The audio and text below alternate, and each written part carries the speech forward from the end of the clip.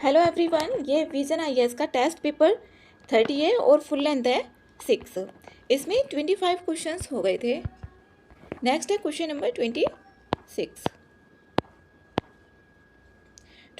है। निम्नलिखित पर विचार कीजिए और इसमें देखना है व्यक्तियों में से कितने अलीपुर षड्यंत्र केस से जुड़े हुए थे। जो अलीपुर षड्यंत्र केस है वो अलीपुर बम कांड या मणिक टोला षड्यंत्र के नाम से भी इसको जाना जाता है। अगर मणिक टोला षड्यंत्र आता है तो वहाँ पर यही होगा अलीपुर षड्यंत्र। ये भारत के स्वतंत्रता संग्राम के इतिहास का एक ऐतिहासिक मुकदमा माना जाता है और इसकी शुरुआत हुई थी 1908 में 1908 में हुई थी, जब मुजफ्फर में खुदीराम बोस और प्रफुल्ल चाकी द्वारा ब्रिटिश जो मजिस्ट्रेट थे डगलस किंग्सफोर्ड की हत्या कर दी गई थी उसके बाद में। तो इसमें यहाँ पर देखना है इससे कौन कौन जुड़े हुए थे। यहाँ पर नरेंद्र गोसाई, ये भी बारिंद्र घोष और उल्लासकर दत्त और चितरंजन दास, इससे सभी यहाँ पर जुड़े हुए थे। तो डी आंसर इसका करेक्ट है। नेक्स्ट है 27 है प्राय सुर्खियों में रहने वाला पद GT60SA, ये किसे संबंधित है ये देखना है। इसमें यह है दुनिया का सबसे बड़ा प्रायोगिक परमाणु संलयन रिएक्टर। ए आंसर इसमें करेक्ट है। नेक्स्ट है 28 है निश्चित अवधि रोजगार के संदर्भ में निम्नलिखित कथनों पर कौन सा इसमें गलत है, सही नहीं है, ये पूछा हुआ है, गलत देखना है। इसमें है यहाँ पर पहला, यह एक प्रकार का अनुबंध है जिसमें कोई कंपनी एक निश्चित अवधि के लिए किसी कर्मचारी को काम पर रखती है। जो निश्चित अवधि रोजगार होती है उसका मतलब ये होता है, पहला तो इसमें सही है, कुछ विशेष आधारों पर अनुबंध को निर्धारित तिथि से पहले भी समाप्त किया जा सकता है, ये भी ठीक है। उनका भुगतान मूल वेतन के संदर्भ में प्रदर्शन के आधार पर बदला जा सकता है। जो उनका मूल वेतन है उसके संदर्भ में जो प्रदर्शन के आधार पर बदला जा सकता है, ऐसा नहीं होता। तो इसमें गलत पूछा हुआ है, गलत जो ऑप्शन है इसमें सी है, सी आंसर इसका करेक्ट है। नेक्स्ट है 29 है हाल ही में सुर्खियों में रही मार्च। जो मार्च है ये किससे संबंधित है, ये मध्य प्रदेश से है और जो मार्च है एक ये लोक नाट्य कला है जो मध्य प्रदेश के मालवा क्षेत्र में इसकी उत्पत्ति हुई थी और इसका विकास राजस्थान के जो ख्याल नाट्य लोक नाट्य है उससे इसका माना जाता है। तो बी आंसर इसमें करेक्ट है। नेक्स्ट है 30 में निम्नलिखित कथनों पर विचार करना है और इसमें देखना है कितने कथन यहाँ पर सही हैं। इसमें पहला है दर्ज की गई सभी प्रजातियों में 70% से अधिक जंतु प्रजातियां शामिल है, जबकि पादप प्रजातियां कुल प्रजातियों का केवल 22% है। पहला ऑप्शन इसमें करेक्ट है, 70% जंतु प्रजातियां शामिल है और जो पादप है वो कुल प्रजातियों का केवल 22% है। पहला ऑप्शन करेक्ट है। दूसरा ऑप्शन है जंतुओं में स्तनधारी सबसे अधिक प्रजाति समृद्ध वर्गीकीय समूह है जो कुल जंतु प्रजातियों का 70% से अधिक भाग है। इसमें दूसरा ऑप्शन यहाँ पर गलत है। इसमें जो कीट है सबसे अधिक प्रजाति समृद्ध वर्गीकीय समूह है जो कीट है और कुल जो जंतु प्रजातियां उसका 70% से अधिक भाग है। तो दूसरा ऑप्शन यहाँ पर गलत है। दूसरा ऑप्शन किस किस में आ रहा है वो देखना है। इसमें आ रहा है एक तो ये भी कट हो गया, ये भी कट हो गया, ये भी कट हो गया, तो एलिमिनेशन मेथड से इसमें सी ऑप्शन करेक्ट है। नेक्स्ट है 31 निम्नलिखित कथनों पर विचार करना है। इधर देश दिए हुए हैं और इधर स्थानांतरीय कृषि का स्थानीय नाम दिया हुआ है। अब यहाँ पर देखें मलेशिया में तमराई नहीं बोला जाता, थाईलैंड में तमराई बोला जाता है, मलेशिया में बोला जाता है लदांग और थाईलैंड में यहाँ पर तमराई बोला जाता है। तो इसमें यहाँ पर पहला ऑप्शन भी इसमें गलत है और दूसरा ऑप्शन भी गलत है। पहला इसमें भी आ रहा है, दूसरा इसमें भी आ रहा है, इसमें भी, तो इसमें सी बच गया, सी आंसर करेक्ट है। नेक्स्ट है क्वेश्चन नंबर 32 और जावा इंडोनेशिया में इसको जो स्थानांतरित कृषि है इसको हुमा बोला जाता है, फिलीपींस में बोला जाता है काइंगिन। नेक्स्ट है 32, इसमें सुर्खियों में रहा ब्लू स्काई रिसर्च। जो ब्लू स्काई रिसर्च है ये किससे संबंधित है ये बताना है। यह बिना किसी व्यावसायिक लाभ के जिज्ञासा से प्रेरित अनुसंधान, जो थीम बेस्ड क्वेश्चन होते हैं आते हैं। नेक्स्ट है 33 हंता वायरस के संदर्भ में निम्नलिखित कथनों पर विचार करना है। हंता वायरस का बताना है। पहला ऑप्शन है इसमें, यह पोल्ट्री जंतुओं द्वारा प्रसारित विषाणुओं का एक परिवार है। पहला ऑप्शन इसमें गलत है। जो हंता वायरस है ये जो रोडेंट्स होते हैं, कृंतक होते हैं, उनके द्वारा फैलने वाला एक वायरस होता है। तो पहला ऑप्शन इसमें गलत है। दूसरा ऑप्शन है, ये मुख्यतः मानव से मानव संचरण के माध्यम से फैलते हैं। दूसरा ऑप्शन भी इसमें गलत है। ये एक व्यक्ति से दूसरे व्यक्ति में संचारित नहीं होता है, एक व्यक्ति से दूसरे व्यक्ति में नहीं फैलता है। दूसरा ऑप्शन भी इसमें गलत है। जो हंता वायरस है उसके बारे में वर्तमान में हंता वायरस रोग के लिए कोई विशिष्ट उपचार उपलब्ध नहीं है, इसका कोई भी उपचार नहीं है। तीसरा ऑप्शन करेक्ट है, ओनली एक करेक्ट है, तो ए आंसर इसमें सही है। नेक्स्ट है 34, राष्ट्रीय गोकुल मिशन के संदर्भ में निम्नलिखित कथनों पर विचार करना है और इसमें देखना है कौन सा सही है। सही ऑप्शन इसमें चूज करना है। पहला है, इसका उद्देश्य विदेशी नस्लों के साथ क्रॉस ब्रीडिंग के माध्यम से स्वदेशी पशुधन नस्लों में सुधार करना है। पहला ऑप्शन इसमें गलत है। और जो राष्ट्रीय गोकुल मिशन है ये योजना केंद्र प्रायोजित योजना है। केंद्र प्रायोजित योजना का मतलब होता है उसमें केंद्र और राज्य दोनों की हिस्सेदारी होती है। तो यहाँ पर ये राष्ट्रीय गोकुल मिशन एक केंद्र प्रायोजित योजना है। राष्ट्रीय गोजातीय प्रजनन और जो डेयरी विकास कार्यक्रम है उसका ये हिस्सा है। इसका उद्देश्य जो स्वदेशी हैं गोजातीय नस्लों का संरक्षण और विकास करना है। स्वदेशी के लिए इसमें विदेशी का नहीं है, तो पहला ऑप्शन गलत हो गया। पहला ये भी और ये भी गलत। दूसरा है, यह आधुनिक डेयरी फार्मों की स्थापना को बढ़ावा देने के लिए सब्सिडी युक्त ऋण प्रदान करता है। ये जो डेयरी फार्म है उनकी स्थापना को बढ़ावा देता है और क्रेडिट लिंक्ड सब्सिडी योजना है ये, ना कि इसमें सब्सिडी युक्त ऋण प्रदान करता है। दूसरा ऑप्शन भी इसमें गलत है, तो ना तो एक ना ही दो, डी आंसर है इसका। नेक्स्ट है 35 है, निम्नलिखित में से कौन भारत के चालू खाता घाटे को बढ़ा सकता है। चालू खाता घाटे को कौन बढ़ा सकता है, इनमें कौन कौन सी चीज़ें हैं। 4 ऑप्शन दिए हुए हैं। पहला ऑप्शन है इसमें कच्चे तेल की कीमतों में वृद्धि। अब कच्चा तेल है, सबसे बड़ा आयातक कच्चे तेल का भारत ही है और कच्चे तेल की कीमत में वृद्धि होगी तो आयात में इसमें वृद्धि होगी, क्योंकि कच्चे तेल भारत सबसे ज़्यादा इसमें आयात कर रहा है, तो फिर आयात में वृद्धि होगी। तो इससे क्या होगा, जो भी चालू खाता घाटा होगा वो बढ़ेगा। तो जिसमें पहला ऑप्शन होगा वो तो करेक्ट होगा, तो इसमें ये कट गया, डी ऑप्शन। दूसरा है निर्यात सब्सिडी में कमी होगी। जो निर्यात सब्सिडी है, निर्यात सब्सिडी में कमी होगी, ये ऑप्शन ठीक है। जो निर्यात सब्सिडी है कम करने से निर्यात की वृद्धि क्या होगी, इसमें बाधित होगी और चालू खाता घाटा जो भी होगा इसमें बढ़ जाएगा। तो दूसरा ऑप्शन इसमें करेक्ट है। तीसरा ऑप्शन है आयात कोटा लागू करना। तीसरा ऑप्शन इसमें गलत है। जो यहाँ पर बोला हुआ है आयात कोटा लागू करना, जो आयात कोटा होता है उसका उद्देश्य होता है आयात को प्रतिबंधित करके भुगतान संतुलन को कम करना। जो भी आयात कोटा होगा इसमें आयात को प्रतिबंधित किया जाएगा। जो भी जैसे कच्चा तेल है उसको हम क्या कर रहे हैं, आयात कर रहे हैं, तो उसको रोका जाएगा कि आयात नहीं करना। अब उसको कम करेंगे तो जो भुगतान संतुलन है बीओपी है, बीओपी उसको क्या किया जाएगा, बैलेंस किया जाएगा। तो तीसरा ऑप्शन इसमें नहीं है, ये तीसरा ऑप्शन इसमें गलत है। तीसरा ऑप्शन इसी में ही आ रहा है। चौथा ऑप्शन है भारतीय कंपनियों द्वारा बाह्य वाणिज्यिक उधार से धन जुटाना। इसमें चौथा ऑप्शन भी गलत है। सीएडी को अगर यहाँ पर वाणिज्यिक उधार से धन जुटाया जा रहा है तो यहाँ पर सीएडी नहीं बढ़ेगा, सीएडी में कमी आएगी।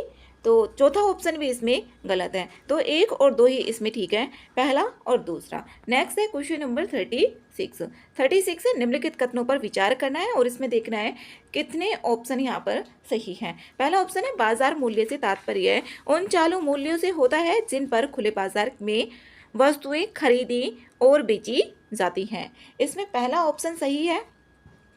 जो बाजार मूल्य होता है वही होता है चालू मूल्यों से होता है, बाजार में ही होगा। पहला ऑप्शन तो इसमें सही है, सही ऑप्शन देखना है।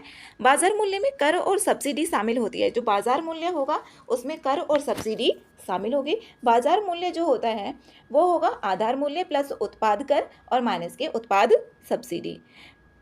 इसमें कर और सब्सिडी शामिल होती है, जबकि आधार मूल्य केवल उत्पाद से मूल्य पर ही केंद्रित होता है। अब जो मार्केट प्राइस होगा वो होता है आधार मूल्य, जो बेसिक वैल्यू होती है वो बेसिक वैल्यू, यहाँ पर मार्केट प्राइस आधार मूल्य और प्लस के उत्पाद कर होगा माइनस के उत्पाद सब्सिडी। अब यहाँ पर अगर हम आधार मूल्य निकालेंगे, आधार मूल्य ये वाला निकाल लें तो इसमें इधर जाके ये प्लस हो जाएगा और उत्पाद कर को माइनस कर देंगे।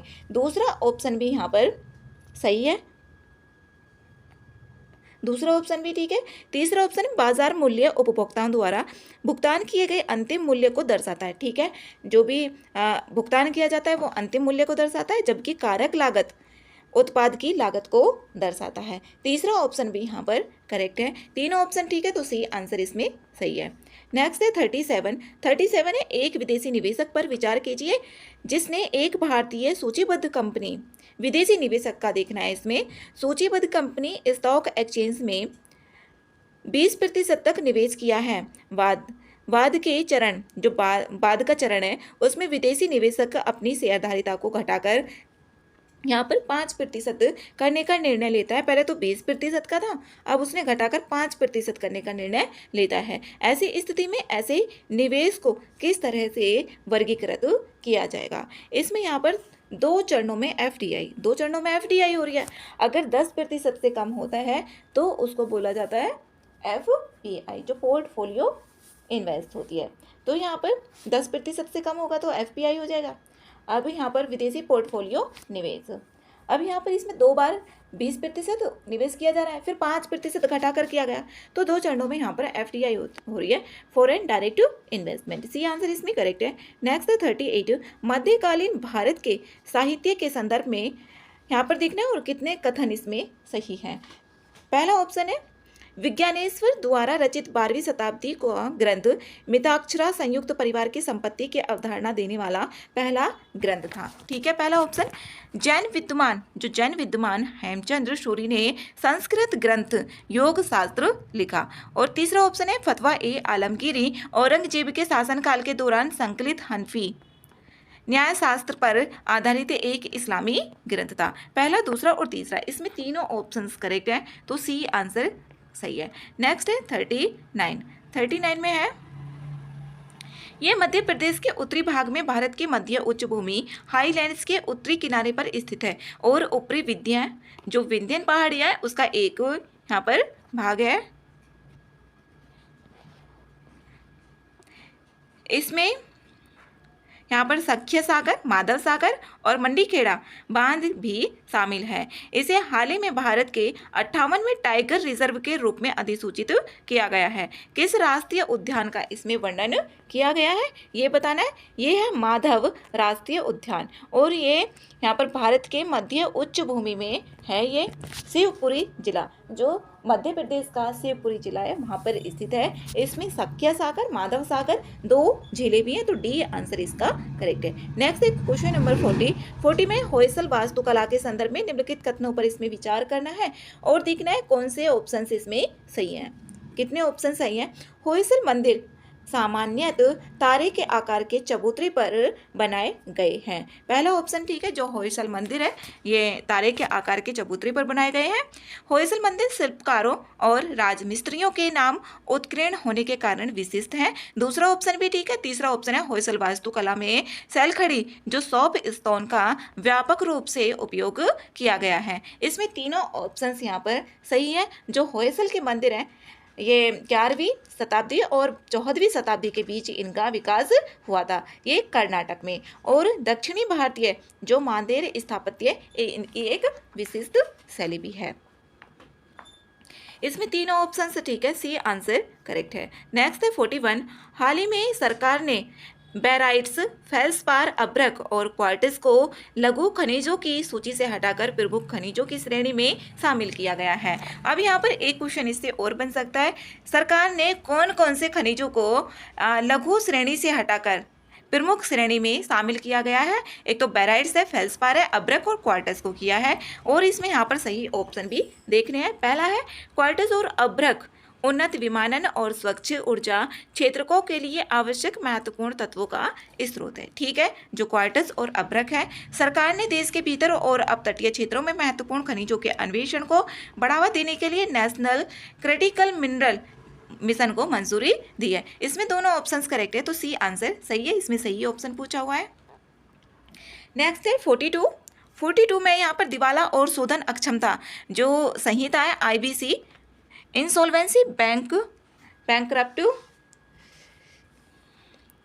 इसके संदर्भ में देखना है। दिवाला और शोधन अक्षमता संहिता आईबीसी के तहत दिवालियापन के अधिकांश मामलों को परिसमापन के बजाय समाधान के माध्यम से हल किया जाता है। इसमें यहाँ पर पहला ऑप्शन सही है, इसमें सही ऑप्शन देखना है। पहला ऑप्शन इसमें करेक्ट है।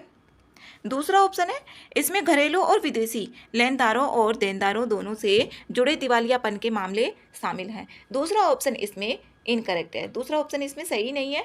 इसमें तीसरा ऑप्शन है, दूसरा कट हो जाता है, ये भी और ये भी, इसमें सी ऑप्शन यहाँ पर बच जाता है। ये सकारात्मक प्रवृत्ति में समाधानों और परिसमापन का अनुपात है 2017 से 18 में 21% से बढ़कर इसमें 2023-24 में 61% ये हो गया है। और ये समाधान जो 32% वसूली कर परिसमापन के माध्यम से 6.3% थी, यहाँ पर ये है।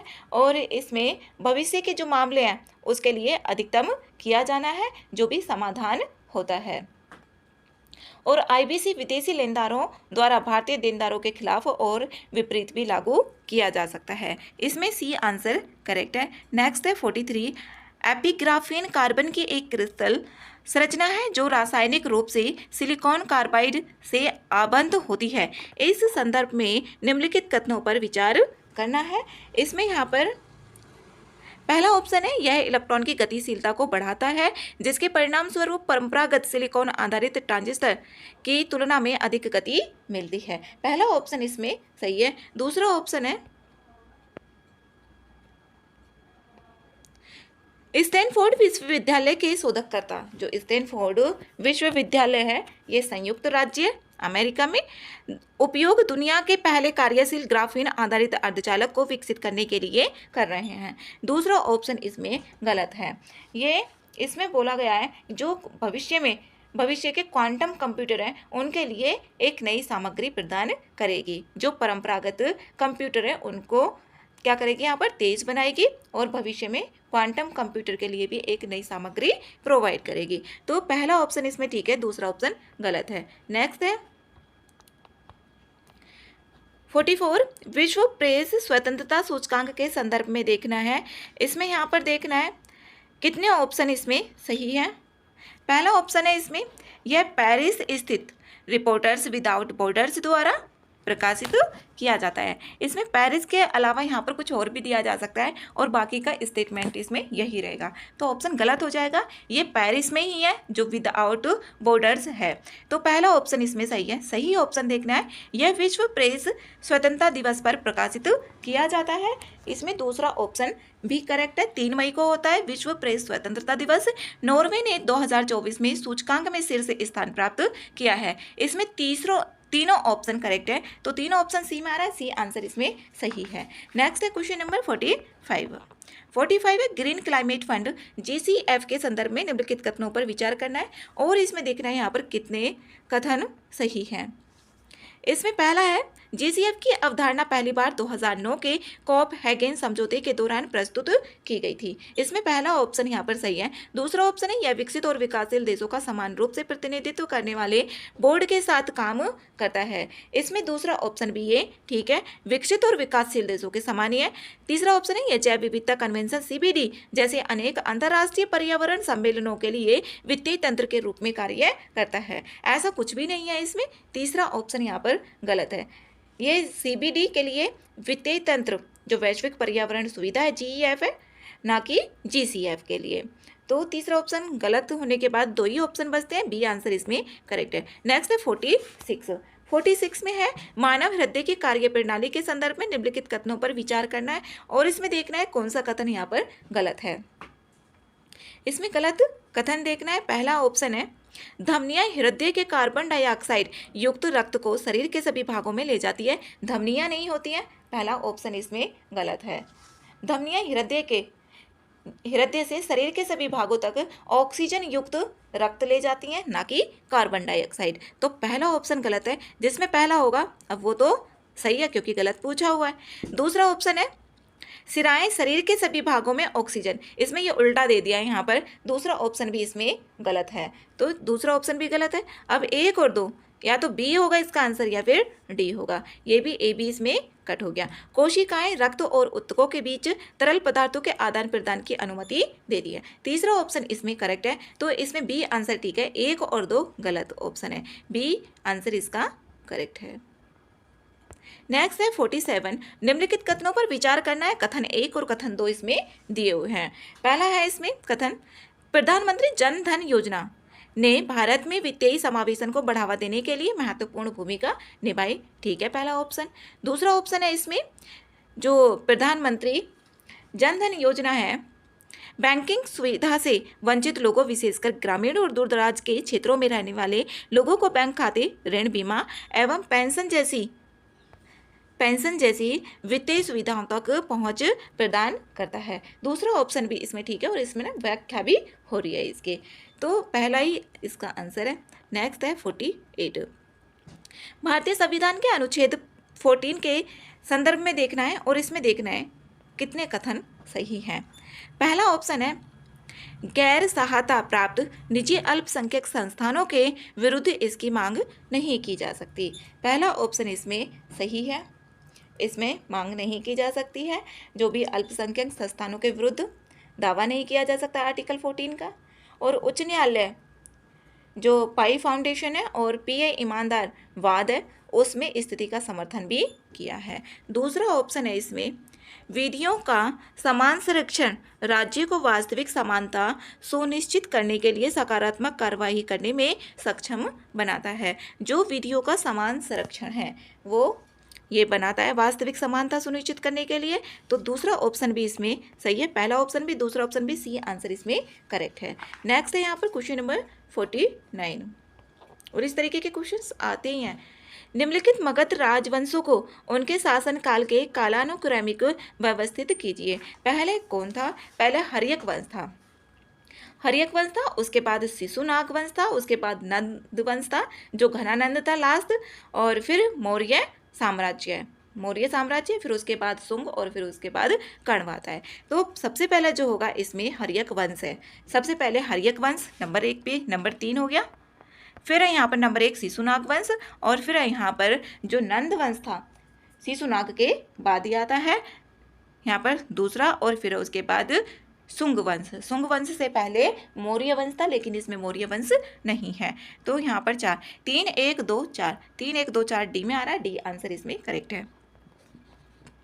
नेक्स्ट है 50, कौन सा प्लेटफॉर्म प्रत्यक्ष विदेशी निवेश का सर्वोत्तम वर्णन करता है? इसमें यहाँ पर प्लेटफॉर्म प्रत्यक्ष विदेशी निवेश, जो प्रत्यक्ष विदेशी निवेश है उसका सर्वोत्तम वर्णन कौन करता है वो बताना है।